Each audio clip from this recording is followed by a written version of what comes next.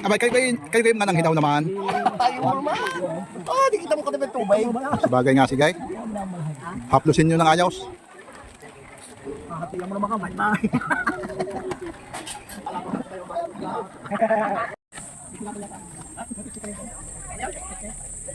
Stay. Ulam sa kape. Nakahanap yata. Asawa ni Marcel. Nakasama yata ng malagkit na binigay. Alam ganyo mga kaluto, ang pagluluto ng kalamay ay sadyang hindi biro. Talagang napakahaba ng proseso ng pagtitimpla nito at paggagawa nitong kalamay mga kaluto. Alam ganin nyo, ganare ang mga proseso na ginagawa ng mga taga Lobo, Libato, San Juan, Batangas. Yan, minamasang maigi. Tapos yang mamasa, ibabalik uli yan sa tulyase para haluin uli.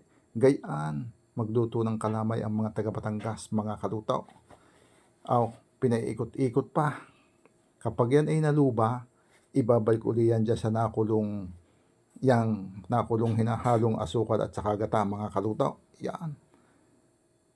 Yan ay may siya pinagtatatluhan, pinagdadaluhan. Ganyan yan mga kaluto. Pero pag ito na may naluto at natapos, talaga namang sulit. Talaga namang napakasarap mga kaluto.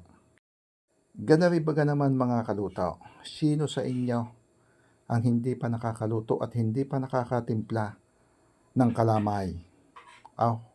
Ganari. Ibibigay ko sa inyo.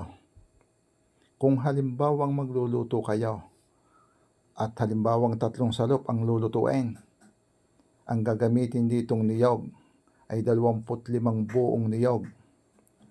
Tapos pag sa asukal naman ay pwede tayong gumamit ng 5 kilo o kaya ay 4 na kilo mga kaluto. Yan mga kaluto. At isa pa ganare.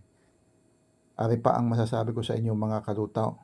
Kung halimbawa na napanood ninyo aring video are, huwag niyong kakalimutang i-like, i-share, at ang napakahalaga dito ay mag-comment na rin kayo para malaman natin kung saan baga nakabot aring video are.